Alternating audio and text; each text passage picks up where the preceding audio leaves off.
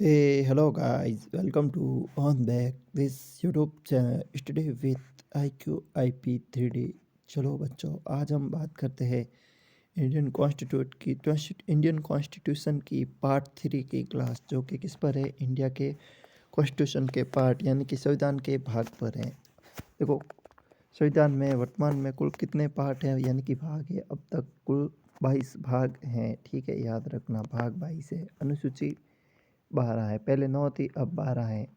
और article article 300 plus ही हैं, याद रखना। ठीक है, ये स्थिति है वर्तमान की, करंट की, इंडियन कॉन्स्टिट्यूशन की। चलो तो शुरुआत करते हैं। सबसे पहले क्वेश्चन देखो, यहाँ पर लिखा हुआ है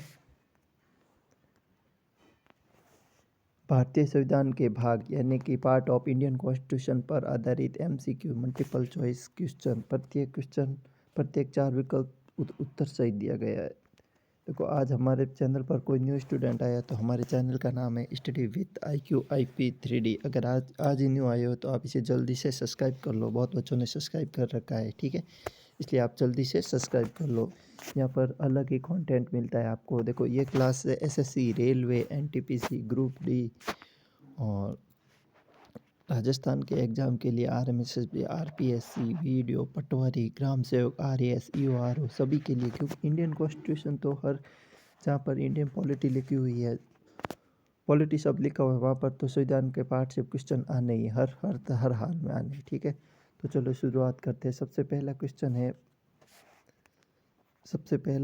है भारतीय संविधान के कुल कितने भाग हैं? भारतीय संविधान में कुल कितने भाग हैं? 20, 22, 25, 24।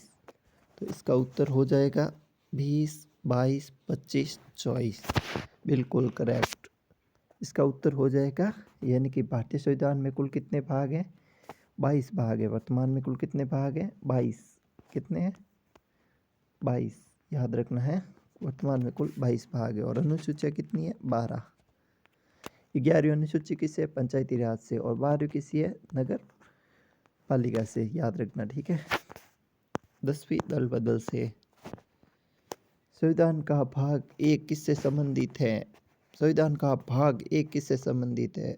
अब हर भाग पर एक एक क्वेश्चन है, जैसे आपके संविधान के भाग आपको याद हो जाएंगे। ठीक है, जो 1 लाइनर एग्जाम होते हैं ना, वहाँ पर ऐसे ही क्वेश्चन आता है। संविधान का भाग किससे संबंधित है? नागरिकता से, संघ उसके क्षेत्र से, मौलिक अधिकार से, राष्ट्रपति से। देखो, मौलिक अधिकार भाग 3 से है और नागरिकता भाग 2 से है, और इसलिए इसका उत्तर हो जाएगा संविधान का भाग 1 किससे संबंधित है? संघ और उनके क्षेत्र से। ये भाग 1 है, संघ और उनका क्षेत्र। नेक्स्ट क्वेश्चन, नागरिकता का वर्णन किस भाग में है? ये देखिए क्वेश्चन यहाँ आ गया, नागरिकता का वर्णन किस भाग में है? पार्ट 1 के अंदर संघ है, 2 के अंदर नागरिकता है, 3 के अंदर फंडामेंटल राइट है यानी कि मौलिक अधिकार है, 4 के अंदर DPSP यानी कि directive principle of state policy यानी कि राज्य के नीति निर्देशक तत्व, और 3 के अंदर है संविधान के मूल अधिकार, भारत के मूल अधिकार, यानी कि इसका उत्तर हो जाएगा ऑप्शन बी यानी कि पार्ट 2 के अंदर है। नेक्स्ट क्वेश्चन, मौलिक अधिकार किस भाग में वर्णित है? भाग 2 के अंदर, भाग 3 के अंदर, भाग 4 के अंदर, भाग 5 के अंदर। तो अभी बताया था, भाग 2 के अंदर क्या है? 1 के अंदर संघ है, 2 के अंदर नागरिकता है, और 3 के अंदर DP है यानी कि मौलिक अधिकार यानी कि फंडामेंटल राइट है, जो कहाँ से लिया गया है? USA यानी कि यूनाइटेड स्टेट अमेरिका से लिया गया है, USA से लिया गया है। ठीक है, तो इसका उत्तर हो जाएगा, नेक्स्ट क्लास फंडामेंटल राइट पर ही आएगी। ठीक है, भारत के मौलिक अधिकार। ठीक है, तो भाग 3 हो गया, 2 हो गया, 1 हो गया संघ, दूसरा हो गया सिटीजनशिप यानी कि नागरिकता, 3 हो गया मौलिक अधिकार, 4 हो गया राज्य के नीति निर्देशक तत्व DPSP, और भाग 5 वो अभी आ जाएगा। ठीक है, तो इसका उत्तर हो जाएगा ऑप्शन सी, नहीं ऑप्शन बी यानी कि पार्ट 3 के अंदर फंडामेंटल राइट है।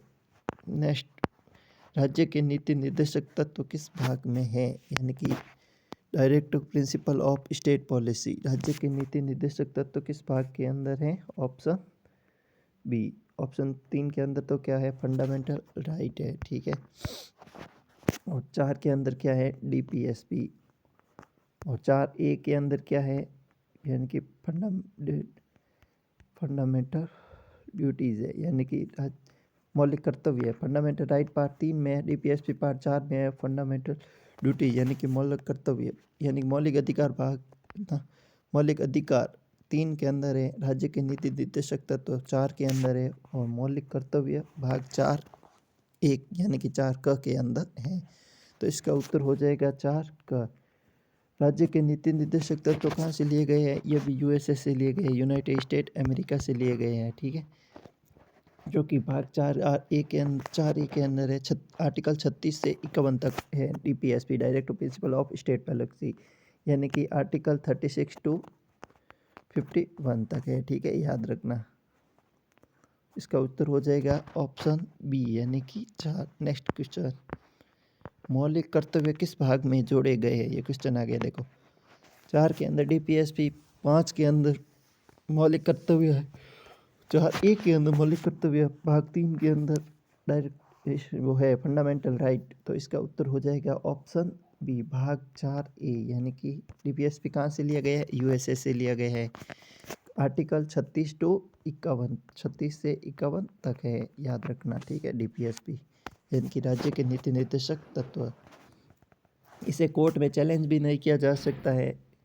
और ये सामाजिक, आर्थिक और राजनीतिक पर है, ठीक है, याद रखना। नेक्स्ट क्वेश्चन, इससे पहले देखो, अगर आप हमारे चैनल पर न्यू आए हो तो हमारे चैनल का नाम है स्टडी विथ IQ IP3D। आप इसे जल्दी से लाइक करें, शेयर करें, सब्सक्राइब करें। ये राजस्थान का एकमात्र चैनल है जो आपको अभी हाल ही में हुए कथन निष्कर्ष, जो कि आपको 3rd ग्रेड एग्जाम, आयुष अधिकारी, प्लाटून कमांडर जैसे एग्जाम को अधीनस्थ बोर्ड के एक नया पैटर्न देखने को मिला था। आयोग के चेयरमैन मिस्टर आलोक राजू ने बताया है कि अब जो भी क्वेश्चन आएंगे स्टेटमेंट एंड कंक्लूजन बेस आएंगे। 3rd ग्रेड एग्जाम के अंदर भी देखने को मिला है। हमारी क्लास से 3rd ग्रेड एग्जाम वाले जो भी देख के गया है वो कम से कम 10 में से 15 क्वेश्चन, 15 में से 10 क्वेश्चन या फिर 12 क्वेश्चन सही करके आए। कमेंट उन लोगों ने स्टूडेंट ने कमेंट भी किया है कि सर हमारे सही हुए, ठीक है। तो अब नेक्स्ट कोई भी, अगर आप देखो नेक्स्ट कौन सी वैकेंसी है पेंडिंग के अंदर जो चल रही है पाइपलाइन के अंदर, देखो मैं बता देता हूँ, ठीक है। सबसे पहले तो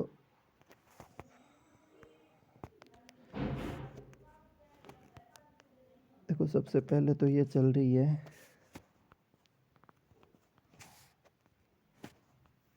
देखो एक चार्ट बना देता हूँ, ठीक है। देखो सबसे पहले देखो अधीनस्थ बोर्ड की सबसे बड़ी वैकेंसी 10,644 पोस्टों पर है, जो कि LDC lower district lower division clerk, ठीक है, याद रखना LDC। उसके बाद में लैब असिस्टेंट, उसके बाद में है वुमेन सुपरवाइज़र, उसके बाद में RPSC की PSI, और उसके बाद में RAS, उसके बाद में EORO, और बहुत सारी पेंडिंग पाइपलाइन के अंदर चल रही है वैकेंसियाँ, ठीक है। तो देखो इसके अंदर क्या पैटर्न है, इसके अंदर है एक पेपर GK का होगा, एक पेपर होगा फिजिक्स, केमिस्ट्री और बायोलॉजी यानी कि साइंस का होगा, ठीक है। तो अब देखो किसी का देखो ये कमज़ोर है, किसी का ये कमज़ोर है। साइंस वालों ज़्यादातर क्या है कि GK कमज़ोर है, GK वालों का क्या है साइंस कमज़ोर है। और इसमें एक रूल है, दोनों में 40% लाने अनिवार्य है। तो आपके पास गोल्डन चांस है, इसलिए आप इससे अच्छे से कर लो, ठीक है। LDC के ये LDC है, मतलब यहाँ पर लैब, ये फिजिक्स केमिस्ट्री बायो नहीं, यहाँ पर एक होगा हिंदी और इंग्लिश का होगा, ठीक है। हाँ, इसमें भी 40% लाने होंगे क्योंकि सारे सब्जेक्ट पढ़ने पड़ेंगे। ये है लैब असिस्टेंट। लैब असिस्टेंट के अंदर क्या है, फर्स्ट पेपर GK का है, सेकंड पेपर फिजिक्स, केमिस्ट्री और बायो का है, ठीक है। इसमें क्या है कि कुछ बच्चों की जो नीट की तैयारी करते हैं, जो नीट में फाइनल सिलेक्शन नहीं होते, वो क्या करते हैं, इसमें बैठते हैं। तो इसमें बैठते हैं तो उसकी क्या GK में पकड़ अच्छी नहीं होती है। तो इसलिए जिसकी GK अच्छी है वो साइंस कर लो, जिसकी साइंस अच्छी है वो GK कर लो, ठीक है। और उसके बाद वुमेन सुपरवाइजर में एक ही एग्ज़ाम होता है। उसके बाद में PSI के अंदर क्या है, एक हिंदी का पेपर है first paper, second paper GK का है। इसमें तो भाई 40 के ही डाले पड़ेंगे, 40% ही नहीं बनने देगी। RPSC ने चैलेंज कर रखा है पहले से ही, ठीक है। दोनों साहब ने पहले ही चैलेंज कर रखा है कि इस बार आप पेपर देख लेना PSI का देख, ठीक है। इसलिए आप इसे हल्के में मत लेना, ठीक है। PSI वालों और RS वालों भी हल्के में मत लेना, क्योंकि अभी सिलेबस चेंज हुआ है। और इसमें भी 40%, इसमें क्या पहले प्री होगा, फिर मेंस होगा, फिर इंटरव्यू होगा, 3 फेज है। और इसमें अंदर क्या है, पहले पहले रिटन होगा, फिर फिजिकल होगा, फिर इंटरव्यू होगा। इसमें भी 3 फेज ही है, ठीक है। इस दोनों में 3-3 फेज ही है, ठीक है। और उसके बाद में एक यूआरओ की वो भी सीधी एग्ज़ाम है, लेकिन उसमें 2 पार्ट है। एक जीके का पार्ट होगा और एक यूआरओ पार्ट भी होगा, ठीक है। उसमें फेज एक ही है, सीधा एग्ज़ाम है, कोई इंटरव्यू नहीं है, ठीक है। तो ये सारी पाइपलाइन के अंदर जो चल रही है, जो मैं क्लास से लेके आ रहा हूँ कथन निष्कर्ष, वो आरपीएससी तो वर्षों से चला ही रही है कथन निष्कर्ष पर। लेकिन आरएमएसएसबी ने हाल ही में अपने कुछ एग्ज़ाम पेपरों के अंदर हमें बताया है, ठीक है। कहाँ बताया? सबसे पहले आयुष अधिकारी का एक पेपर हुआ था, उसमें कथन निष्कर्ष वाले क्वेश्चन देखने को मिले थे। उसके बाद में प्लाटून कमांडर के अंदर देखने को मिले थे, और उसके बाद में वो जमादार ग्रेड सेकंड के अंदर देखने को मिले थे। और उसके बाद में अभी जो रिसेंट में एग्ज़ाम हुए थर्ड ग्रेड के, level first, level two, science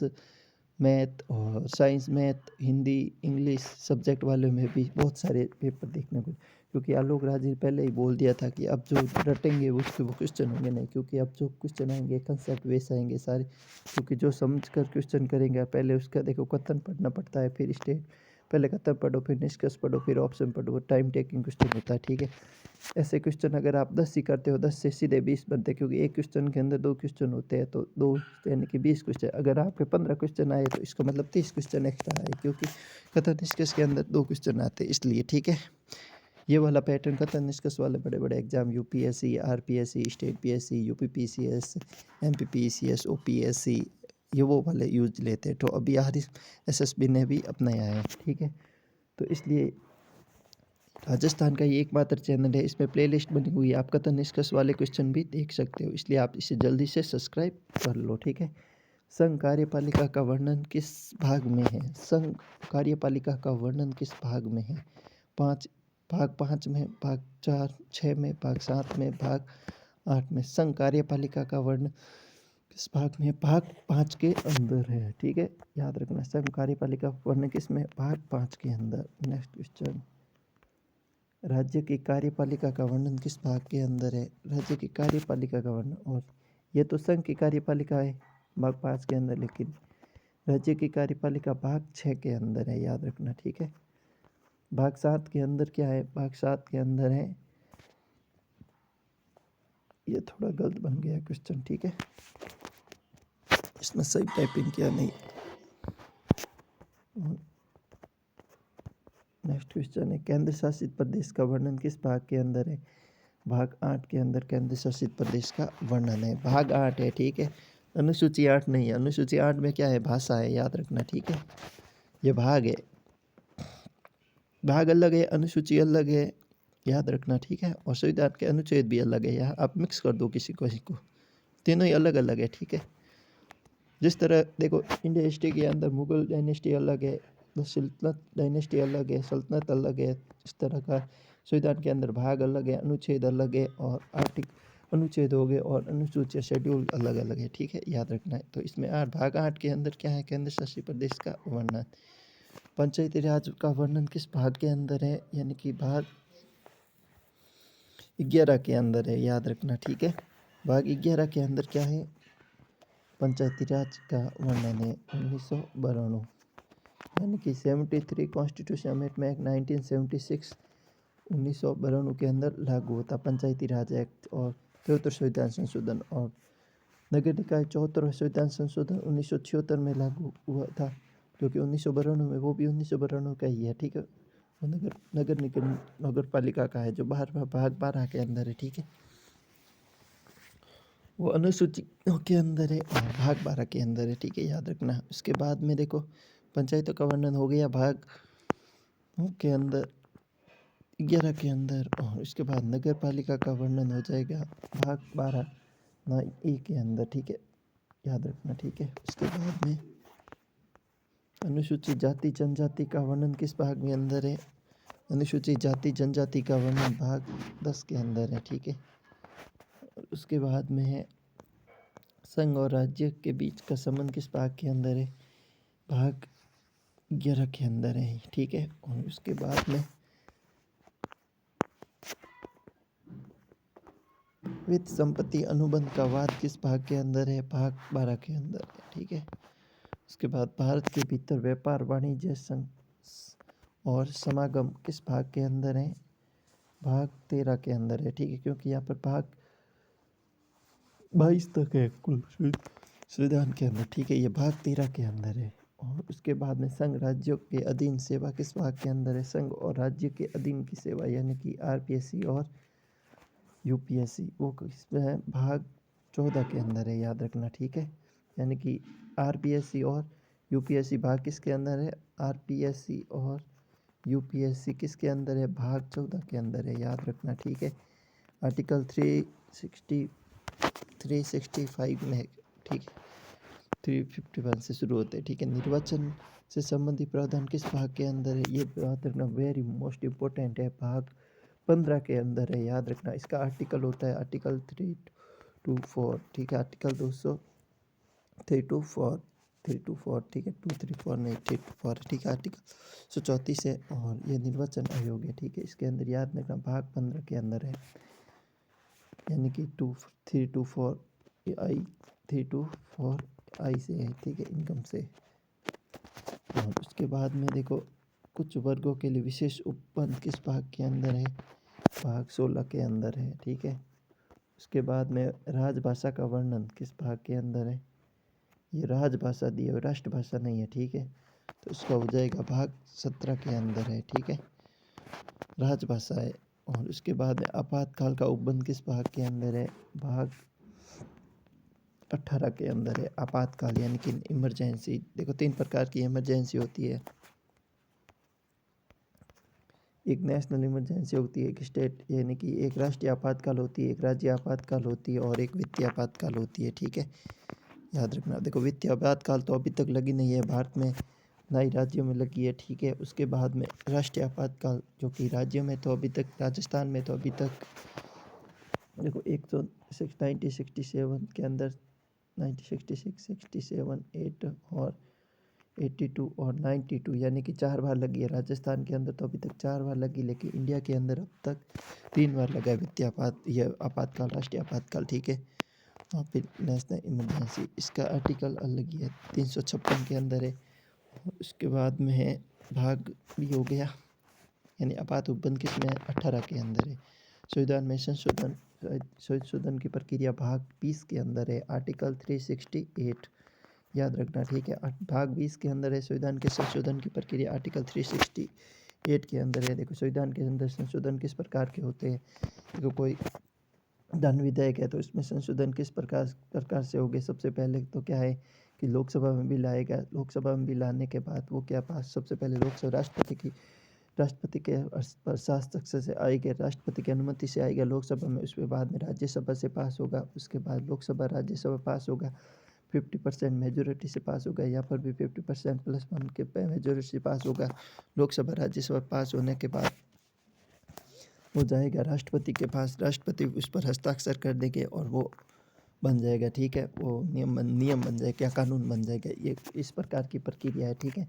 संविधान संशोधन की उसको जिस तरह पर संविधान संशोधन ये लोकसभा या राज्यसभा में कहीं पर भी शुरुआत कर सकते हैं, ठीक है। पहले लोकसभा, फिर राज्यसभा, या फिर राज्यसभा, फिर लोकसभा, ठीक है।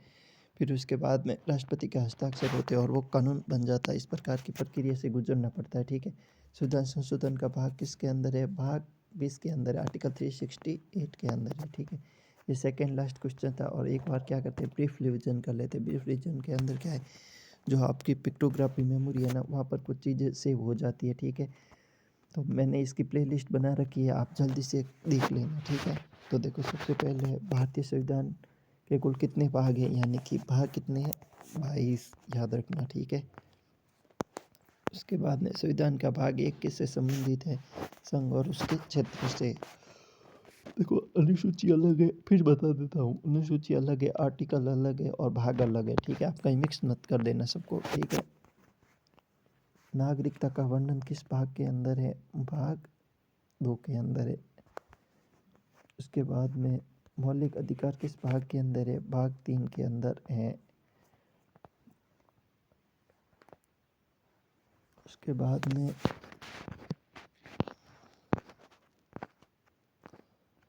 राज्य के नीति निर्देशक तत्व यानी कि डीपीएसपी किसके अंदर है? भाग 4 के अंदर है, जो कि 36 से 51 आर्टिकल तक है, ठीक है। गांधीवादी विचारधारा पर है आर्टिकल, ये डीपीएसपी, ठीक है।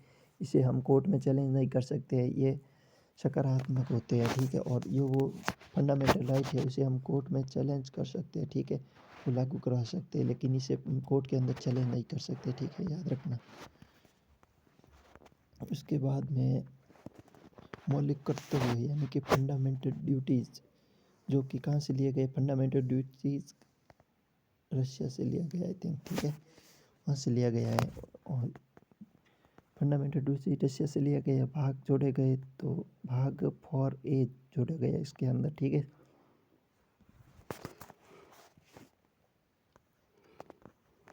उसके बाद में देखो नेक्स्ट क्लास इसी पर आएगी, फंडामेंटल ड्यूटीज पर आएगी। संघ कार्यपालिका का वर्णन किस भाग के अंदर है, तो उत्तर हो जाएगा भाग 5 के अंदर है। राज्य की कार्यपालिका का वर्णन किस भाग के अंदर है, कार्यपालिका का वर्णन, राज्य की कार्यपालिका का वर्णन, यानी कि जो कार्यपालिका राज्य के अंदर देखो 3 प्रकार की होती है। देखो एक राज्यपाल होता है, देखो संसद के अंदर एक लोकसभा, एक राज्यसभा और एक, देखो 3 प्रकार से बता देता हूँ। देखो संसद कैसे बनती है और विधान सभा कैसे बनती है, ठीक है। देखो यहाँ पर क्या होता है, एक लोकसभा होता है, एक राज्यसभा होता है, एक राष्ट्रपति होता है, या विधानसभा और विधान परिषद है नहीं, और एक राज्यपाल होता है, ठीक है। तो हमारे पास क्या है, विधानसभा और राज्यपाल है, ठीक है, उससे बनती है विधानसभा, ठीक है। तो हमारे पास विधान परिषद तो है नहीं, तो इससे दोनों से बनती है, ठीक है। ये संघ की कार्यपालिका हो गई, एक एग्जीक्यूटिव, एक कार्यपालिका, एक एग्जीक्यूटिव, एक जुडिशरी और एक प्रेसिडेंट, ठीक है, याद रखना। कार्यपालिका, न्यायपालिका, व्यवस्थापिका 3 प्रकार के होते हैं। तो राज्य की कार्यपालिका का वर्णन किसके अंदर है, भाग 6 के अंदर। संघ की कार्यपालिका अलग है और राज्य की कार्यपालिका अलग है, ठीक है, याद रखना। भाग 6 के अंदर हो गया। और भाग 7 के अंदर किससे संबंधित है, ये थोड़ा गलत क्वेश्चन बन गया, टाइप हो गया। केंद्र शासित प्रदेश का वर्णन, यानी कि यूटीज, केंद्र शासित प्रदेश, वहाँ पर जो होते हैं वहाँ को उप राज्यपाल होते हैं, ठीक है। और केंद्र शासित प्रदेश का मतलब है कि वहाँ पर जो सरकार चलाते हैं, कौन चलाते हैं, जो होम मिनिस्टर, यानी कि केंद्र से जुड़ा होता है। तो नियंत्रण किसका होता है, केंद्र का होता है यूटीज के अंदर, ठीक है। केंद्र शासित प्रदेश का वर्णन है भाग 8 के अंदर। पंचायती राज का वर्णन किस भाग के अंदर है, भाग 9 के अंदर है, ठीक है। उसके बाद में न्यायपालिका का वर्णन किसके अंदर है, भाग है ये, ठीक है, अनुसूची नहीं है, अनुसूची वो अलग है, 11 के अंदर तो अनुसूची है, और लेकिन भाग के अंदर है ये, ठीक है। न्यायपालिका का वर्णन किस भाग के अंदर है, न्यायपालिका का वर्णन है भाग 9A के अंदर, याद रखना, ठीक है। नेक्स्ट अनुसूचित जनजाति क्षेत्र का वर्णन किस भाग के अंदर है, भाग 10 के अंदर है। और वो अनुसूची कौन सी है, 10 दल बदल वो अनुसूची है, ठीक है, याद रखना। संघ और राज्य के बीच का संबंध किस भाग के अंदर है, भाग 11 के अंदर। संघ और राज्य वित्त संपत्ति अनुबंध का वाद किस भाग के अंदर है, भाग 12 के अंदर है। भारत के भीतर व्यापार वाणिज्य समागम किस भाग के अंदर है, भाग 13 के अंदर है, याद रखना। संघ और राज्य के बीच की सेवा किस भाग के अंदर है, 14 के अंदर। और संघ और राज्य यानी कि UPSC, RPSC, public service commission, union public service commission, ठीक है, भाग 14 के अंदर। निर्वाचन का संबंध किससे है, भाग 15 से, याद रखना, ठीक है। कुछ वर्गों को विशेष उपबंध किस भाग के अंदर, भाग 16 के अंदर है। राजभाषा का वर्णन भाग 17 के अंदर है। और आपातकाल का उपबंध है भाग 18 के अंदर। और संविधान में संशोधन भाग 20 के अंदर है, जो कि आर्टिकल 368 यानी कि 368 के अंदर है। ये सेकेंड लास्ट क्वेश्चन था और ये लास्ट एंड फाइनल क्वेश्चन था, ठीक है। तो आप ऐसे ही क्लास के लिए आप हमारे चैनल को लाइक करें, शेयर करें, सब्सक्राइब करें। आपको क्लास कैसे लगी, नेक्स्ट क्लास किस टॉपिक पे लेके आनी है, आप कमेंट बॉक्स के अंदर कमेंट कर देना। और ऐसे कंटेंट एक सब्सक्राइब तो बनता है। देखो ये सीधे वन लाइनर एग्ज़ाम ही आते हैं, जो वन डे एग्ज़ाम होते हैं, वहाँ पर सीधे के सीधे एग्ज़ाम आते हैं, ठीक है। अब next question statement and conclusion base बनाऊँगा, ठीक है, लेके आऊँगा, ठीक है। तब तक के लिए जय हिंद, जय भारत, वंदे मातरम, साइन ऑफ।